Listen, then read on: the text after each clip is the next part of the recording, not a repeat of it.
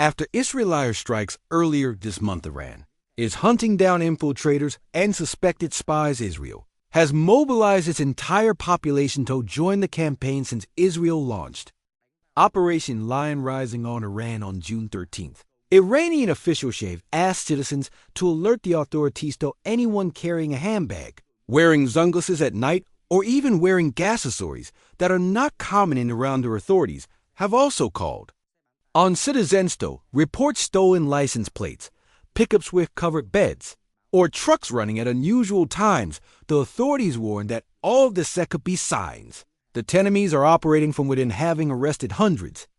The authorities' Tehran has accelerated the trials and executions of those accused of spies and quickly passed a law expanding the application death penalty for anyone convicted of espionage. Iran also uses the media as a tool to amplify the effectiveness of its anti-espionage campaigns. A series of videos aired on Iran state television show security forces arresting suspects and confiscating digital equipment. According to Saffron, the video not only intended to boost the morale of the Iranian people, but also to send a message to Israel that its spy network has been dismantled. Iran has utilized advanced surveillance technologies, including security camera systems, big data, analysis software, and encrypted communications interception tools to detect agents. Israel has had much success in penetrating Iran to gather intelligence as well as carry out assassinations and sabotage. In particular, during Operation Lion Rising on June 13, Israel demonstrated its ability to build a strong intelligence network and launch attacks from within its territory. Iran, just hours after attacking Israel using accurate intelligence, killed a number of Iran's top generals and nuclear scientists in their homes and destroyed several Iranian missile launchers and air defenses.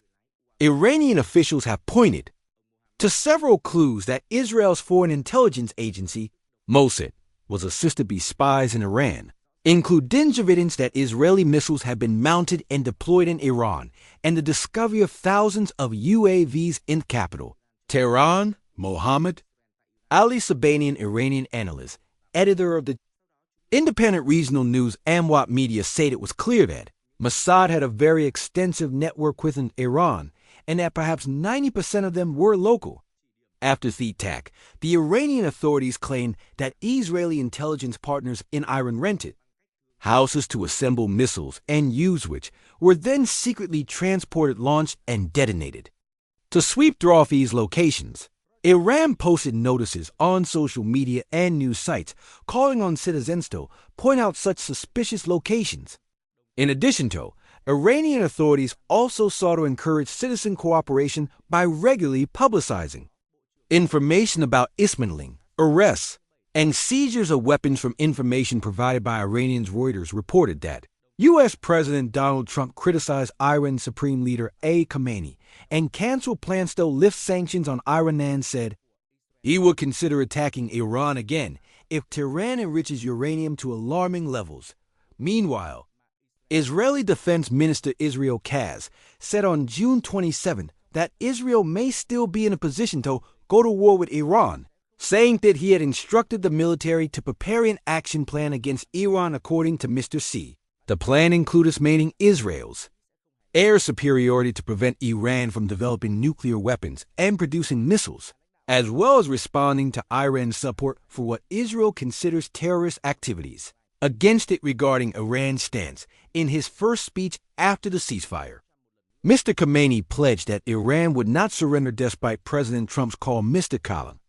Cam said President Trump has revealed the truth and made it clear that the Americans will not be satisfied with anything other than surrender. That will never happen. Iran's supreme leader has stressed that Iran will respond to any future U.S. attack by targeting U.S. military bases in the Middle East. Meanwhile, President Trump has once again sparked controversy by claiming that he single-handedly prevented a nuclear war between India and Pakistan by threatening to cancel all trade agreements with both countries if they did not immediately cease fire. Speaking at the White House, Trump said that he had instructed his senior officials to warn New Delhi and Islamabad that trade with the U.S. would be completely suspended if they continued to fight. The White House chief referred to the drone fights. And missiles between Pakistan and India took place for 4 days before ending on 10th. Mr. Trump asserted that the situation then threatened to escalate into a nuclear war. Mr. Rister. Trump said he had also applied the same tactic to other hotspots like Serbia and Kosovo. I told them if they went to war, there will be no trade with U.S. Mr. Trump also said he was pursuing similar plans with China, and many other countries asserted U.S. would collect hundreds of billions of dollars in taxes without causing inflation. However, New Delhi continued to reject Mr. Trump's claim.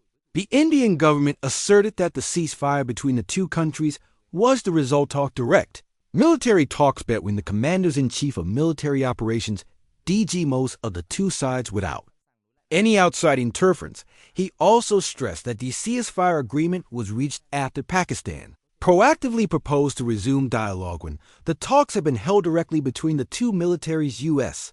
President Donald Trump recently expressed confidence that a ceasefire can be reached between Israel and the Islamist movement in Gaza within the next week. However, Israel has immediately refuted the assertion that it does not agree with the U.S. vision of ending the conflict in Gaza. Speaking to reporters at the White House, President Trump said that a ceasefire agreement was very close and that he had just spoken with several people involved in the effort to end the fighting between Israel and Hamas.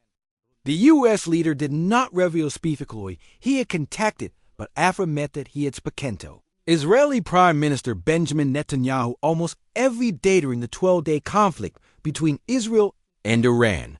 Mr. Trump's announcement somewhat contradicts recent indications that Israel and Hamas were ready to resume negotiations or make concessions. Demands of the two sides in the conflict remain very different each other as Israel declares the war can only end when Hamas is disbanded and disarmed. However, Hamas firmly rejects this and insists it is only willing to release the remaining hosts in Gaza under any agreement to end the conflict. In reaction to the media reporting President Trump's latest statement on the possibility of a ceasefire in Gaza, Prime Minister Netanyahu asserted Israel does not agree with the U.S.'s vision for ending the conflict in Gaza, which includes extending the Abraham Accords with Arab states to normalize relations in exchange for Israel's commitmental support, the establishment of a Palestinian state in the future. According to a source familiar with the region, Israeli Strategy Minister Ron Dermer plans to travel to Washington, USA, on June 30th to discuss the situation in Gaza, Iran, and the possibility of Prime Minister Netanyahu visiting White House. Same day, Chief of Staff of the Israel Defense Forces (IDF) Lieutenant General and Jamia also asserted that the purpose of Israel's operation in Gaza was to rescue the hostages and defeat Hamas. He also said that the 12-day conflict between Israel and Iran could advance to novel goals in Gaza. In other developments, Israeli Defense Minister Israel Katz has denied a report by the Haaretz newspaper that the country's army was ordered to open fire